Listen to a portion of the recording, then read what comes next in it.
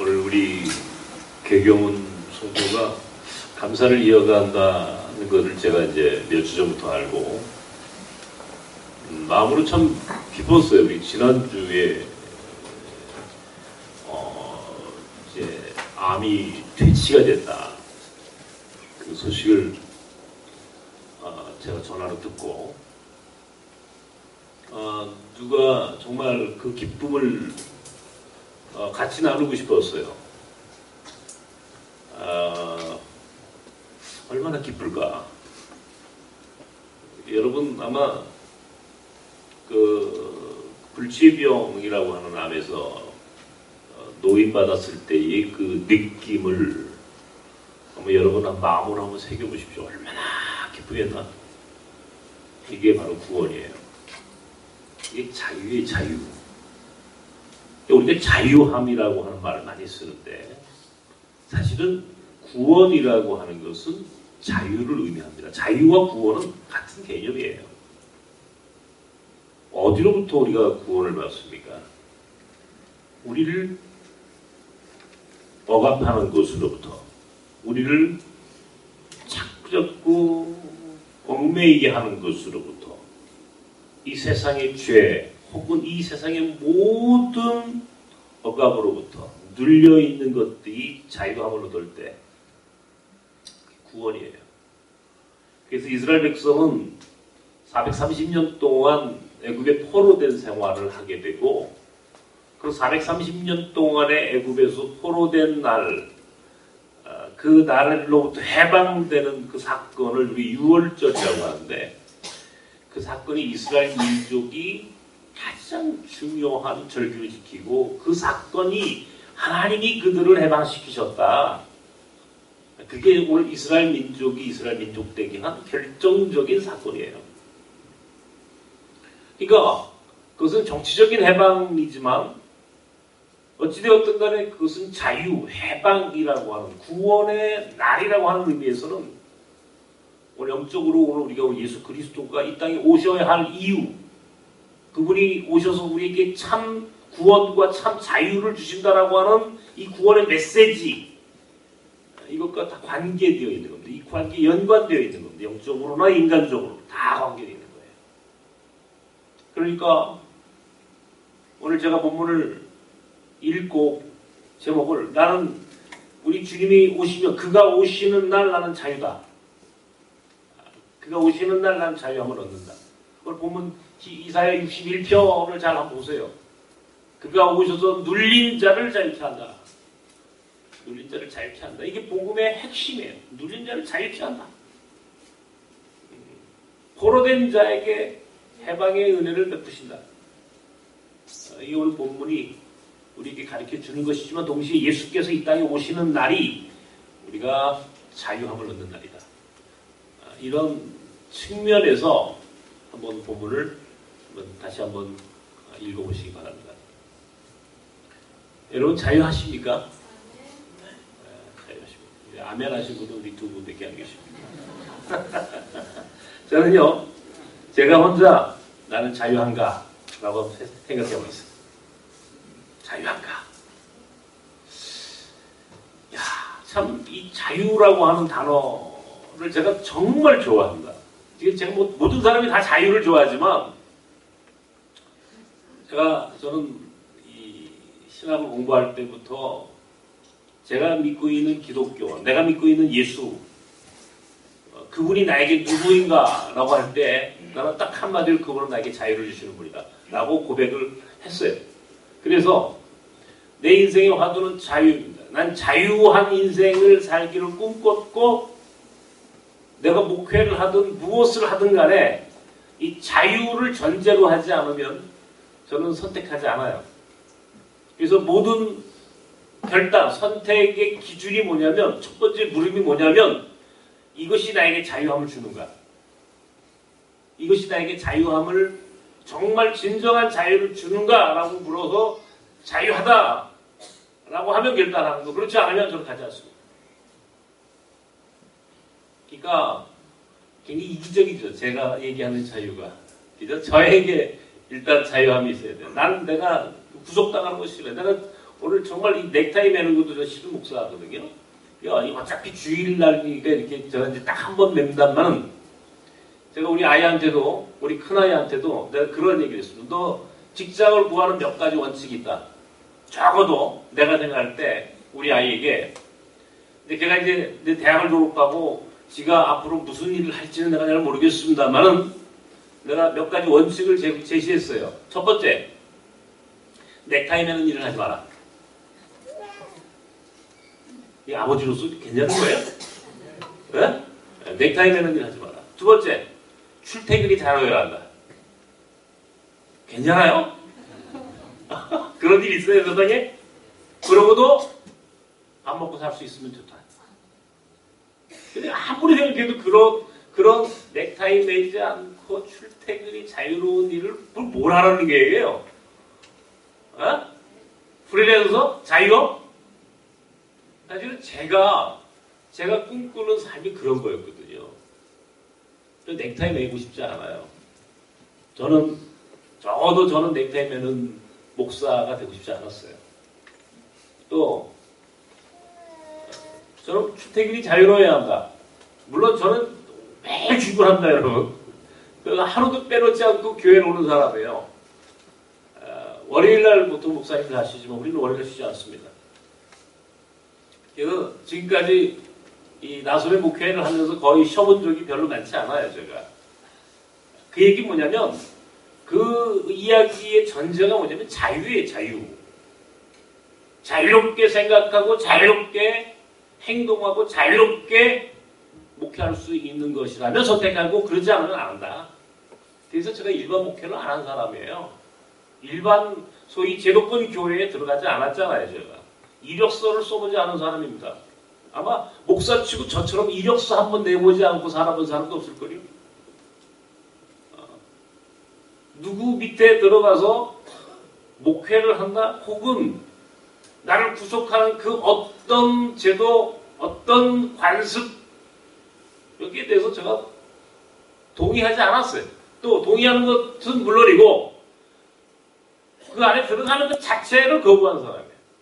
왜? 난 자유롭고 싶었으니까. 자유가 내 꿈이니까. 나는 예수를 믿으면 난 자유함을 얻는 거라고 했는데 예수 믿으면서 오히려 자유하지 못한 사람을 너무 많이 봤어요. 어때 여러분 예수 믿으면서 자유하십니까? 정말? 혹은 여러분이 신앙이 교회가 오히려 여러분을 더 얽매이고 이 억압하고 그렇게 있지 않아요? 제가 우리 교인들한테 우리 나선 교인들한테 제가 목회를 하면서 우리 나선 교인들한테는 내가 자유함을 주는 목회를 해야 됩니다. 이 교인들 일반적으로 교회가 성장하려면요 미안합니다. 여러분한테 이런 표현을 써서 교인들을 잡아야 됩니다. 그래야 교회가 커요. 커가 실제로. 그래서 뭐 매일 교회 오게 해야 돼 교인들. 딴 생각 못하게 하고 딴 데 못 가게 하고 그러면요 그 교회는 성장합니다. 실제로 성장하는 비결이 그거예요. 딴 생각 못하게 하는 거. 딴 데 못 가게 하는 거. 그러면 뭐 당연히 할 게 뭐가 있어 교회 와가지고 맨날. 근데 나는 우리 교인들한테 그러고 싶지 않았어요. 왜 내가 자유를 꿈꾸는 사람인데 왜 내가 우리 교인들한테 그런 자유함 없는 신앙생활을 하게 하겠습니까?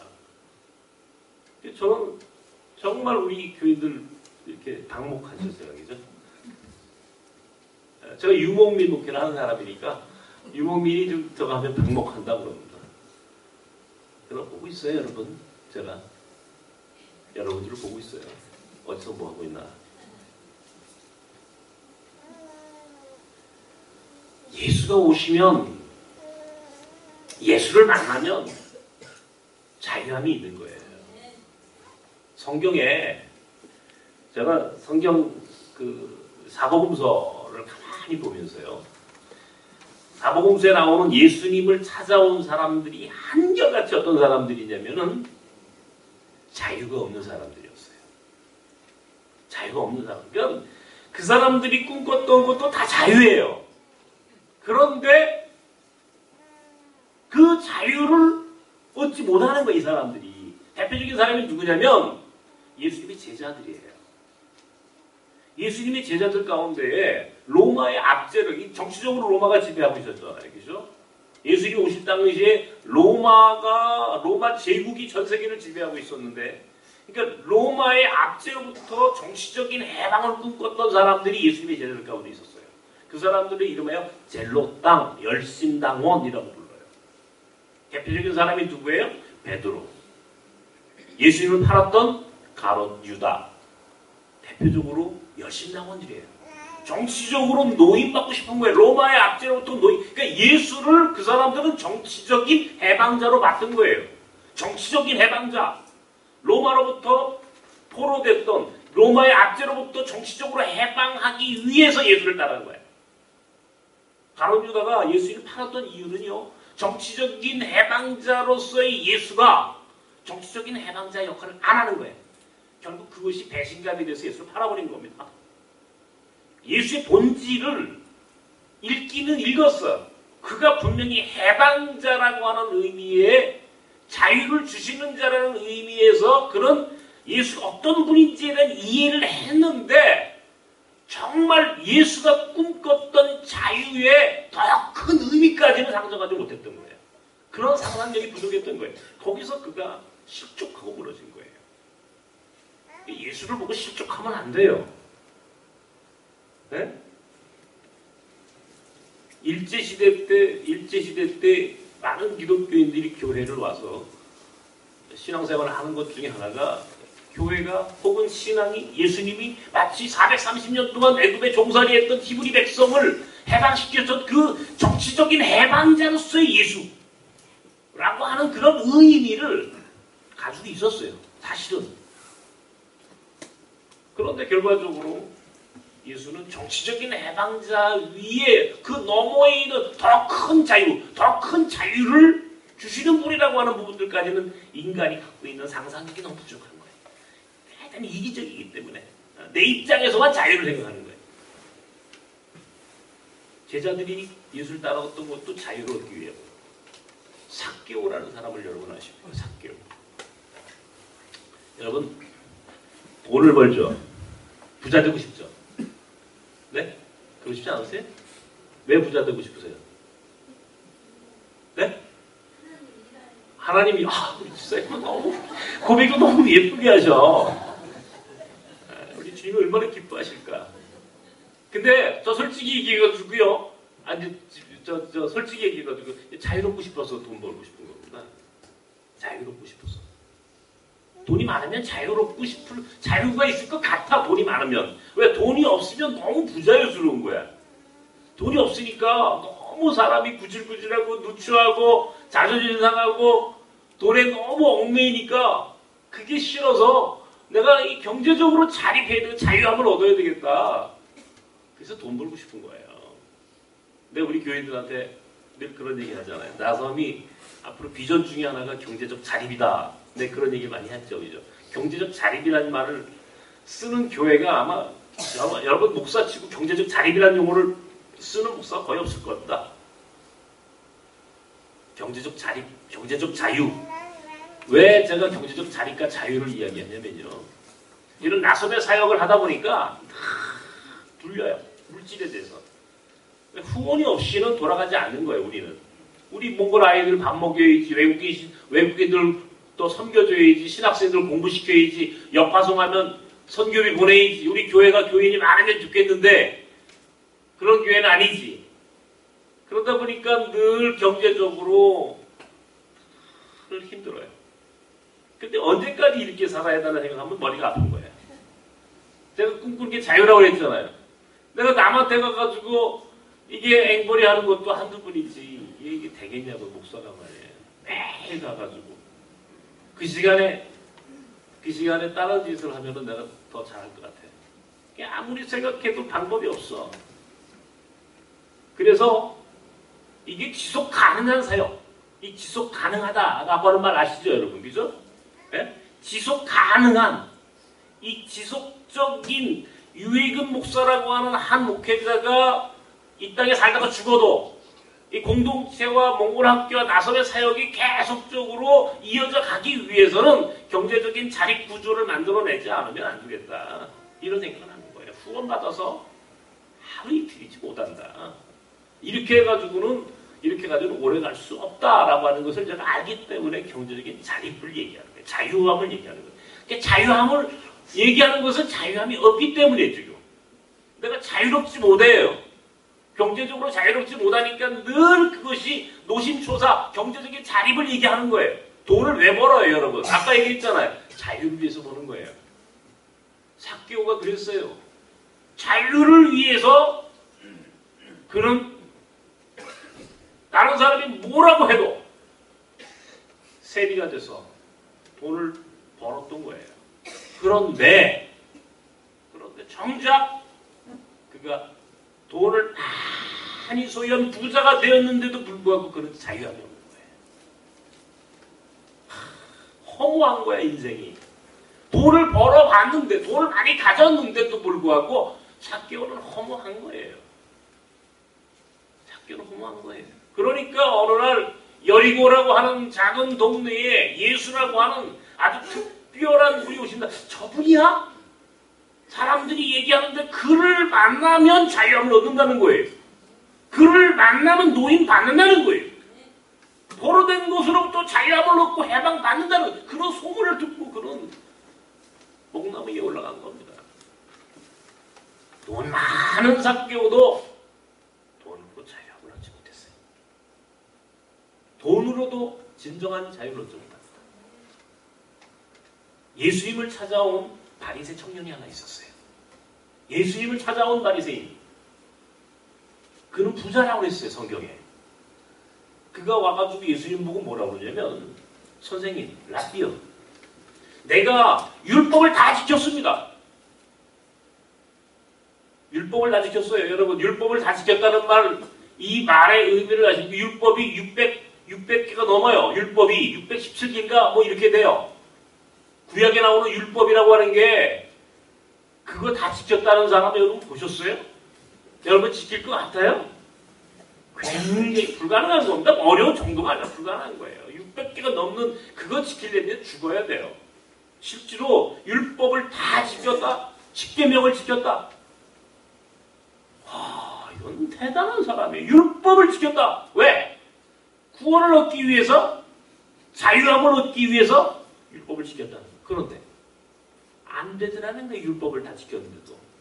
십계명을 다 지켰는데도 그 안에 자유함이 없다는 거예요. 구원이 없다는 거예요. 그러니까 예수께 찾아왔어요. 선생님, 내가 어떻게 해야 구원을 얻겠습니까? 내가 어떻게 해야 자유함을 얻겠습니까?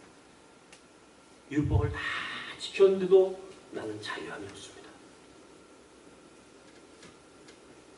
예수를 믿되 여러분 율법주의자가 돼서는 안 돼요. 율법이 우리를 자유케 한다는 것은 거짓말입니다. 율법은요, 인간을 결코 자유롭지 못하게 만드는 거예요. 그러니까 갈라디아서 5장 1절에 뭐라고 그래요? 바울 사도가. 다시는 종의 멍에를 매지 마라.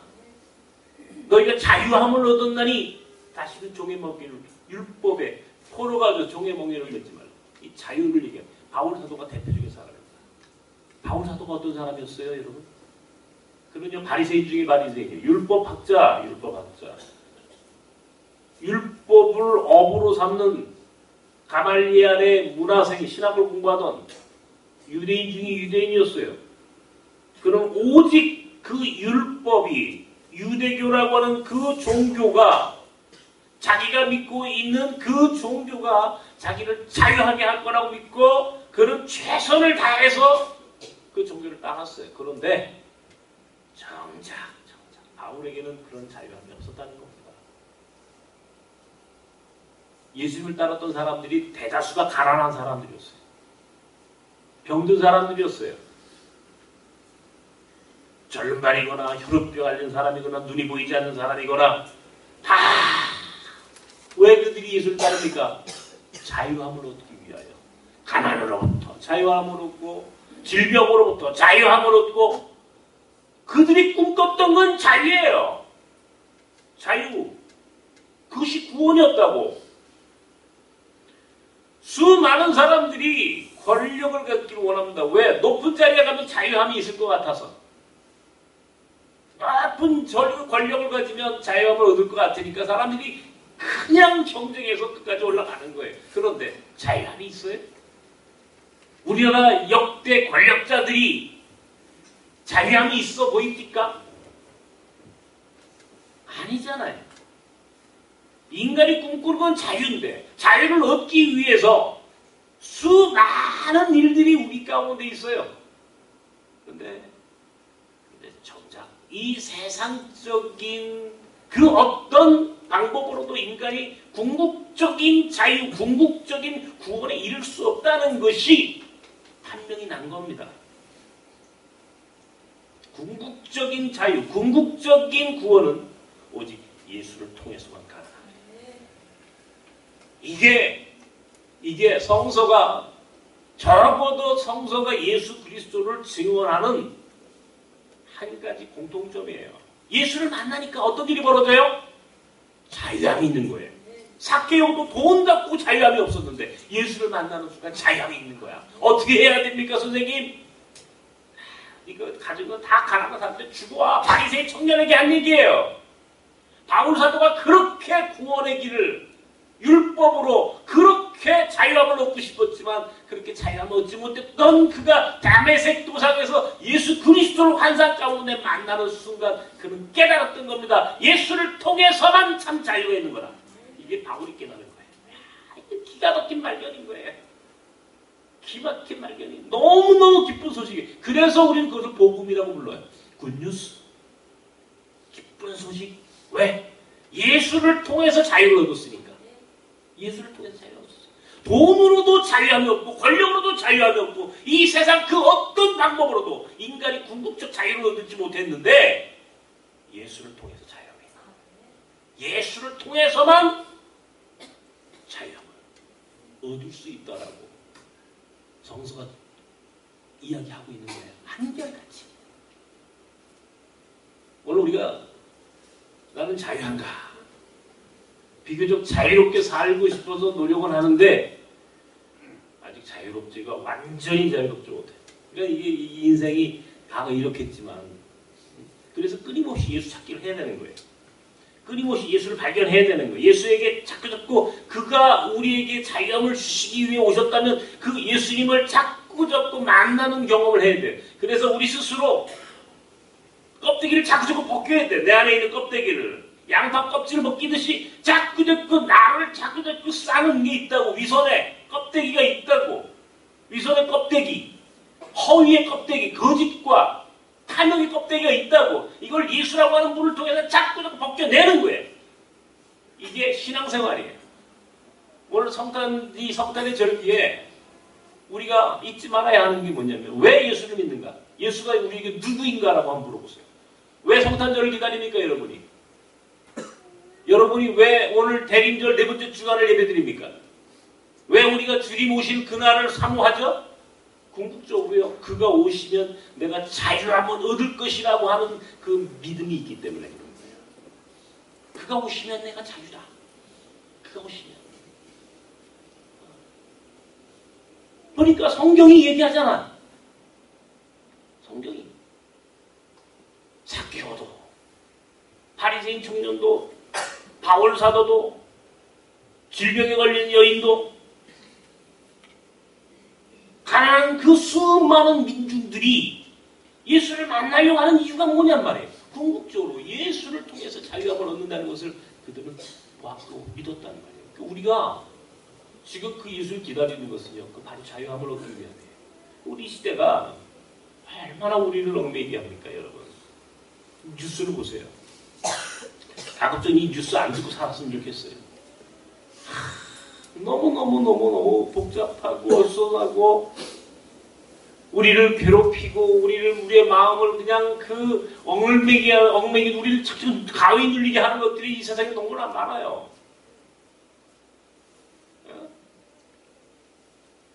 요새 이 가상화폐라고 하는 거, 제가 이제 이 4차 산업혁명 공부를 하면서 뭐 비트코인이 뭐 2천만 원 올라간다, 뭐 2,500만 원 간다, 막 뉴스에서 막 난리가 나. 전 세계가 지금 한번 보니까 이제 우리나라 젊은 애들이, 젊은 청년들이 이제 비트코인이니 이제 가상화폐를 하는데, 여러분, 돈을 버는 목적이 자유함을 위한 건데, 그걸 사놓고 잠을 못 잔다는 거 아니에요. 그게 막 올라가니까, 올라가고 떨어지고 올라가고 떨어지니까, 잠자다가도 일어나서 그거 쳐다봐야 돼. 자유함을 놓지 못하는 거예요. 이건 이렇게 하면 안 된다. 그러니까 이 투자를 해도요, 투자를 하더라도 여러분이 그것이 부동산이든 증권이든 그것이 그 어떤 것이든, 여러분 이게 나한테 자유함을 주는가라고 하는 것을 먼저 딱 물어보고 하십시오. 그래서 이게 자유함이 있다 그러면 하고, 여기에 내가 얽매인다라고 하면 하지 않는 거예요. 그건 나한테 자유함을 주지 않는 거예요. 문제는 내 자신이에요. 내 자신. 내게 있는 거예요. 그러니까 꼭 잊지 마세요. 모든 것에 전제 물어보란 말이에요. 이게 나한테 자유함이 있는 거야. 자유함이 있다 그러면 가는 거고, 자유함 없다 그러면 가지 마세요. 이게 여러분 굉장히 중요한 가치예요. 기준이에요. 자유라고 하는 것이. 예수가 나한테는 자유예요. 나는 아무리 성경을 내가 이렇게 이 예수 그리스도를 이제 우리가 좀 이따 얘기를 하겠습니다만, 여기 예수 다시 찾기라고 하는 이제 이 그 주제로 내년에 2018년도 주제를 정했는데, 제가 예수를 다시 찾아야 되겠다라고 하는 것은 결국 예수 안에서 자유함이 있다는 것을 내가 알기 때문에, 예수 안에서 자유함이 있다는 걸 알기 때문에. 아무리 봐도 세상에 돈, 정치 권력이 아닌 것 같아요. 아닌 것 같아요. 나한테는 지금 두 가지 고민이 있어요. 하나는 이게 모든 인간이 다 그런 건데, 이제 우리가 정치적으로는 많이 자유함이 있어요. 그래도 이제 우리 대한민국이 정치적으로 이제 많이 그 민주주의가 뿌리를 내리고 있고, 또 언론도, 그러나 지금 이 남북 분단이라고 하는 게 참 불안하죠. 이게 우리를 참 꼼짝 못하게, 우리를 얽매이는, 우리가 이 분단의 이 이데올로기의 종로로 타고 있는데, 참 이게 안타까운 일입니다. 이데올로기, 이념의 종로로 타면 안 되는데, 이게 결국 우리 한국 사회가 이 이념, 이데올로기로부터 자유함을 얻지 못하면 발전할 수 없어요. 이게 한 단계 업그레이드 할 수 없어요. 제가 여러분 꼭 부탁인데, 저 뉴라이프 미션에 우리 이제 시니어 선교의 그 단체 카톡을 한번 보다가, 내가 이제 그 단체 카톡이 뭐 오니까, 나는 이 카톡 같은 걸 하지 않잖아요. 아예 핸드폰 자체가 스마트폰이 아니니까. 그냥 우리 집사람이 대신 내가 이제 우리 집사람 통해서 모든 걸 다 하니까, 이게 뭐냐, 카톡이 내용이 뭐냐고 쭉쭉쭉 이제 읽어요. 우리 집사람 다 읽어줘요. 내가 늘 보면서 뭘 생각했냐면, 안타까워요. 우리 교인들 중에도 여러분, 우리 교인들 그런 분 안 계신 것 같아요. 단톡에다가 근거 없는 이야기, 근거 없는, 정말 뭐 요즘 말로 찌라시가 되든, 뭐 내가 볼 때 전혀 상식적이지 않은 내용들, 이게 유언비어처럼 막 올려요. 아니 그걸 뭐 믿든 안 믿든 건 본인이 믿으면 되는 거, 본인만 알고 있으면 되는데, 딴 사람 보라고 또 거기 올려. 딴 사람 보라고. 내가 보라고 읽었으니까 나도 물어야 되잖아. 우리 집에 무슨 카톡이냐. 읽으면 어떤 때는 마음이 아픈 거예요. 왜 아프냐. 야, 저 시간이면 저렇게 저 쓰잘데 없는 뉴스거리를 저렇게 올릴 바에는 차라리 그 시간에 딴 일을 하시지. 기도를 하시거나 성경을 읽지. 이 뉴스거리가 안 되는, 도저히 이해할 수 없는 내용들을 그거를 뉴스라고 올려요. 다른 사람들이 공유하자고 또 올려요. 그거를. 이게 이념의 종로로 타는 거예요. 지금 누구를 위한 거냐고. 아무것도 의미 없는 거예요. 아무것도 의미 없는 거예요. 근데 그거를 올려가지고, 그래서 내가 썼어요. 유해근 목사 이름으로.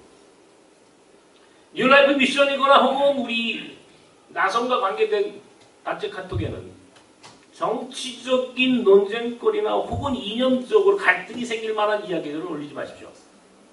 하나님의 나라, 예수 이야기 외에는 올리지 마십시오. 저 그랬어요. 선교와 관계된 것, 정말 하나님의 영광을 위한 것 외에는 올리지 마십시오.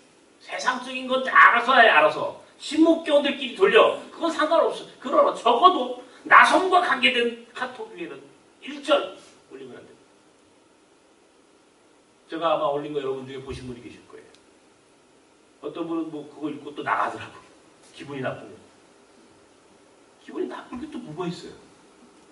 단체 카톡 그런 거 올리지 말고 예수 얘기만 하자는데. 하나님 나라 이야기만 하자는데. 정치적인 논쟁거리 만들지 말라는데 왜 교회 안에서 신앙인들끼리 왜 이념의 종로로 타려고 그러냐고요. 안 돼. 자유함이 없는 거야 그거는. 뭔가 아직도 눌려있는 인생들이야. 왜 거기에 끌려가느냐고요. 예수만 잘 믿어도 자유함이 있는데 왜 세상에 끌려가느냐고요. 세상에. 왜 아직도 세상 사람들이 말하는 그런 거짓된 것들에 대해 허위에 대해서 왜 그렇게 끌려가느냐고요. 하나님 나라에 성경 외에 얘기하지 마라. 적어도 나성 안에 있는 사람들은 하나님 나라, 예수, 성경 딱 그 안에서 우린 자유함을 얻기로 작정한 공동체예요. 이 세상적인 것 안에 자유함이 없어. 내가 그걸 안단 말이에요.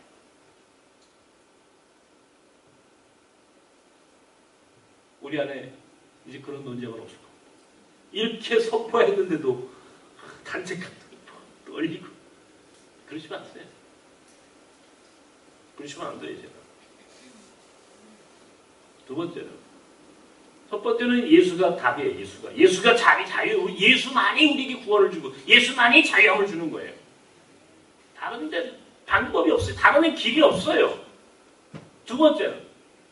우리가 예수 그리스도를 기다린다, 그래, 기다린다.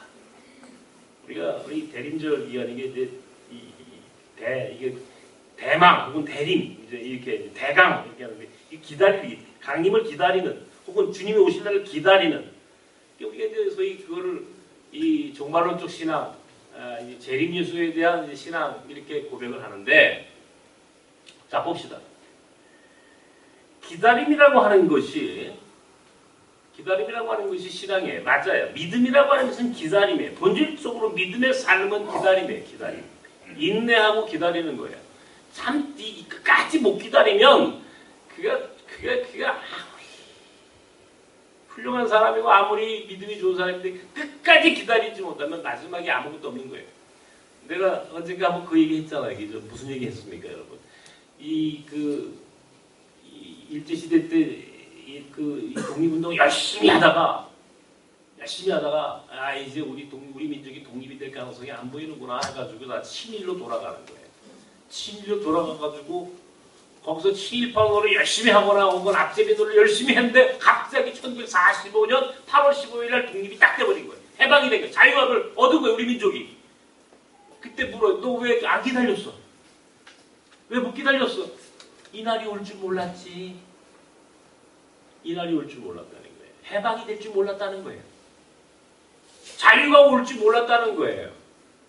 내 생각으로는 자유가 오지 않을 거라고. 내 생각으로는 해방의 날이 오지 않을 거예요. 이제 우리는 영원히 일제에 포로된 일제 식민지로 영원히 갈 거라고 생각했다는 거예요. 그러니까 중간에 변질한 거예요. 중간에 삶의 패턴을 바꿔버린 거예요. 이게 뭐 최남선, 육당 최남선 같습니다. 이광수 같은 훌륭한 민족주의자들 아닙니까? 3.1운동에 3.1 독립선언서를 썼던 사람이 육당 최남선이. 예? 여러분 그거 다 외우시죠? 그죠? 그 독립선언서를 썼던 사람들이 나중에 끝까지 기다리지 못하고 결국 신의로 변절했을 때 그들이 그러니까 예수를 믿어도 이게 인생이라는 게 끝이 좋아야 되는 거예요. 아무리 신앙생활을 잘해도요. 마지막이 명예롭지 못하면 다 소용없어요. 그래서 우리는 잘 사는 것도 중요하지만 잘 죽어야 되는 거예요. 잘 죽지 못하면 잘 산 것은 다 허당이 되거든요. 잘 죽을 수 있는 방법은 자유함이 있었잖아요. 자유함을 구원에 대한 확신, 자유함의 본질, 궁극적 자유함의 경지에 이르러야만이 잘 죽을 수 있어요. 이 자유라고 하는 게 굉장히 중요한 거예요. 기다릴 때, 끝까지 기다릴 때, 신앙생활에도 일관성이 있어야 되는 거야. 내가 그렇게 얘기하는 일관성이 있어야 나중에 영광의 자리에 가는 거야. 하나님 나라 가가지고도요, 중간에 아무리 30년, 40년을 아무리 신앙생활을 잘했으면 뭐하겠어요. 마지막에 딱 돌아섰는데, 그건 소용없는 거야. 너 왜 마지막에 돌아서니? 주님이 오실 거라고 믿지 않았거든요. 주님이 재림하실 걸 몰랐거든요. 아니, 믿지 않았거든요. 기다릴 수 없었거든요. 하도 기다리다 지쳐서. 기다림이에요. 믿음은 기다림이에요. 그런데 여기서 끝나는 게 아니에요. 믿음은 기다림이 맞아요. 그러나 한 단계 더 가야 돼, 이제는. 예수를 기다리는 삶에서 예수를 찾아가는 삶이 돼야 돼요. 예수를 찾아가야 돼. 우리 예수를 기다리다. 소극적으로 기다리는 거야. 가만히 앉아서 그냥.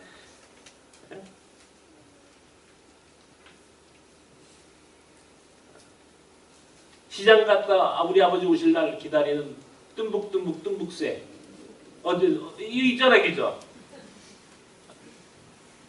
우리 아버지가 비단구두 사갖고 오신다고 그랬는데, 그거 기다리는 소녀처럼 이렇게 살았어요. 예수 믿는 사람들이 우리 한국교회 대부분 이렇게 살았어요. 기다리는 거다! 예, 기다립시다. 근데요, 저는 이제 한 단계 더 나가야 된다고. 예수가 이미 오셨어요. 어쩌면 우리 안에 계세요, 지금. 제가 지난주에 얘기했죠. 이미 예수가 와 계세요. 어떤 자의 모습으로? 작은 자의 모습으로, 약한 자의 모습으로, 장애인의 모습으로, 나그네의 모습으로 이미 오셨다. 그러니까 오셨으니까 기다리는 게 아니고 예수를 찾아 나서야 되는 거예요. 예수가 오셨다. 이미 오셨다면 그 예수가 계신 곳으로 가야 되는 거예요. 그 길목에 서야 되는 거야. 내일 우리가 성탄절, 내가 내일 설교 제목이 너희는 나를 어디서 찾느냐.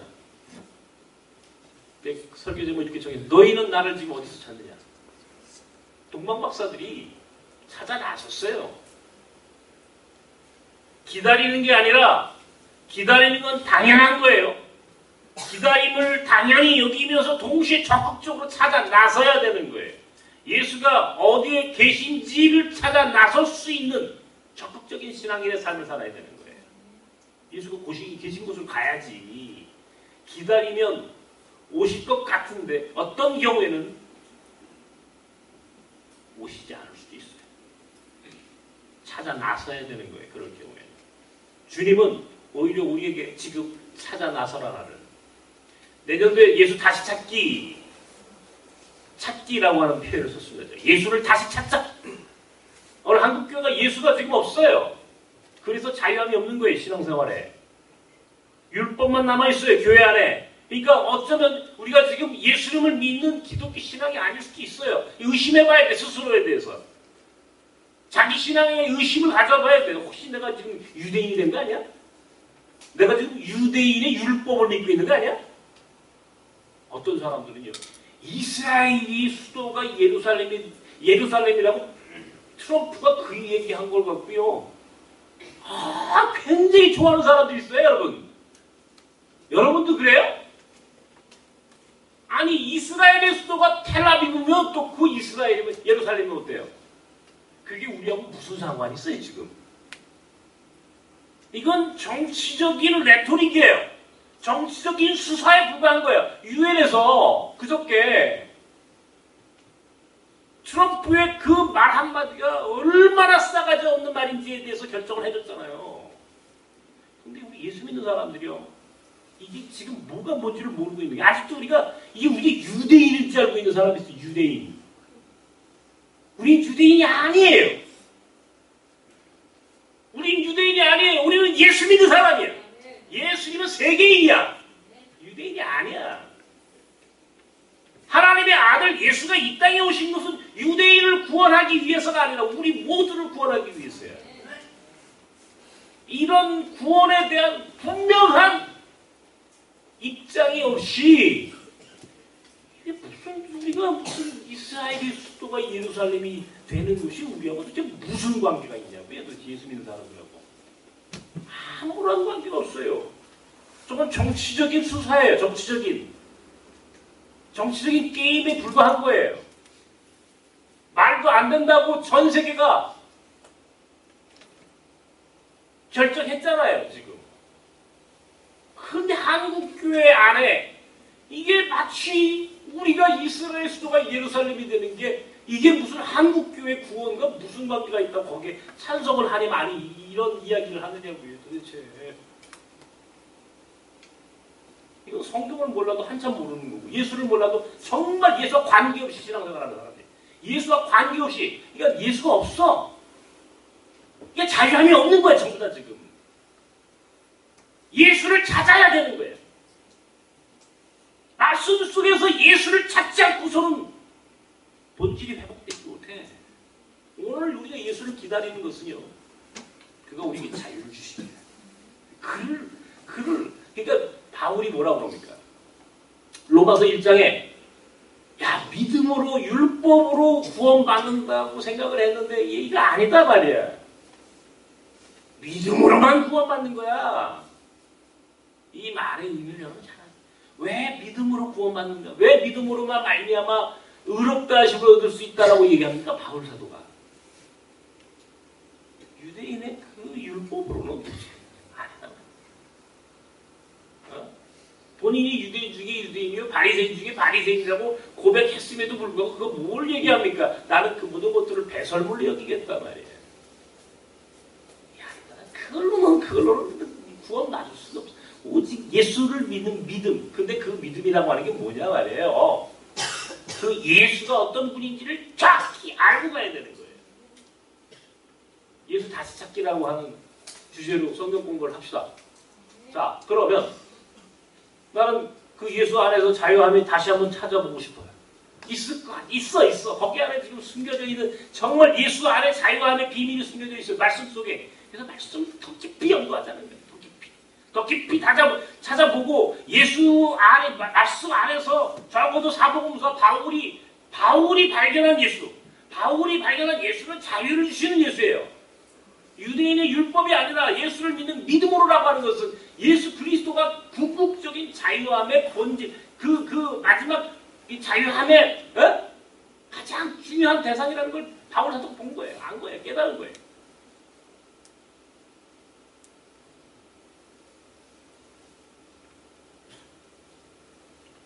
나는 지금 경제적인 문제도 우리 나선의 경제적인 자립도 얘기해야 되겠고, 근데 개인적으로는 이제 눈도 안 보이지, 몸도 지금 연약해지지. 그러니까 자꾸 이 병에 대한 두려움이 있어요. 병에 대한 두려움. 혹시 내가 어떤 이 심각한 질병에 걸린 건 아닐까? 늘 두려워요, 그죠, 여러분? 여러분 아마 다 그럴 거예요. 두 가지가 가장 중요하죠 지금. 돈을 좀 잘 벌어. 어떻게 해야 건강하게 오래 살까?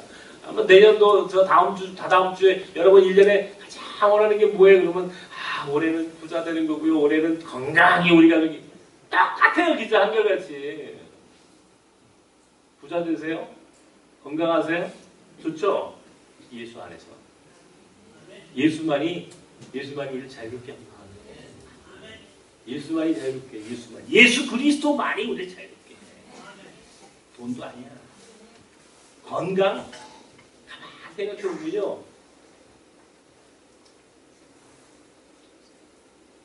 예수 안에서 자유함을 얻는다는 것은 이게 내 육신의 문제도 치유함을 받아야 되지만 내 육신의 문제를 초월할 수 있는 그런 영적인 고백, 영적인 건강성, 성숙함, 이거를 예수님께서 우리를 가르쳐 주시는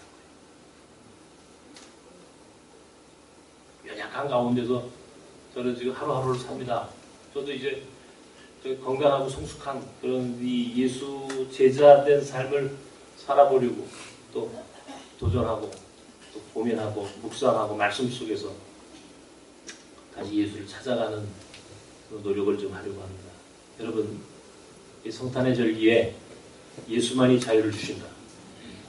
예수를 기다리는 것에서 예수를 찾아가는 삶으로 한 단계 좀 성숙한 적극적인 신앙으로 이렇게 좀 바꿔요. 나 우리 나섬이 예수를 기다리는 공동체가 아니라 예수를 찾아가는 공동체가 되길 바랍니다. 그래서 저와 여러분은 적어도 우리 달라야 돼. 나섬은 다른 사람들이 모임이야. 예수를 기다리는 공동체가 아니라 이제는 예수를 찾아 나선 공동체. 그래서 적극적으로 우리는 이 땅의 약자들과 함께하는 공동체가 돼. 왜? 예수가 그 안에 계시기 때문에. 예수가 그 안에 계시다는 사실을 분명히 믿기 때문에 우리는 직접 찾아가는 거예요. 찾아가서 주님 여기 계셨군요. 동방 박사들처럼 목자들처럼 주님 여기 계셨군요. 그 앞에 무릎 꿇고 그분을 찬양할 수 있는, 직접 찾아가서 만날 수 있는 우리 모두가 되게 주님의 축원합니다. 하나님, 우리가 이 세상에서 자유를 얻고 싶었습니다. 돈이 많으면 자유함이 있을 것 같았고, 권력이 있으면 자유함이 있을 것 같았고, 건강하면 자유함이 있을 것 같았고, 이 세상적인 것들을 얻으면 내가 자유함을 얻을 것만 같았지만, 그러나 그 어떤 것으로도 진정한 자유는 얻지 못했습니다. 돈도 권력도 건강도 우리를 자유롭게 할 수 없습니다. 오직 예수 그리스도 당신에 대한 믿음만이 우리를 자유롭게 한다는 사실을 우리는 알았습니다. 주님을 만나면 우리가 자유함을 얻을 수 있습니다. 예수님을 만나면 궁극적인 자유함을 얻을 수 있습니다. 그것만이 우리가 구원받는 길임을 우리가 고백합니다. 이제는 기다리는 믿음에서 찾아 나서는 삶으로 우리의 삶의 패러다임을 바꾸겠습니다. 적극적으로 예수 찾아가는 나선 사람들 되게 하여 주시옵소서. 예수님 이름으로 기도합나이다. 아멘.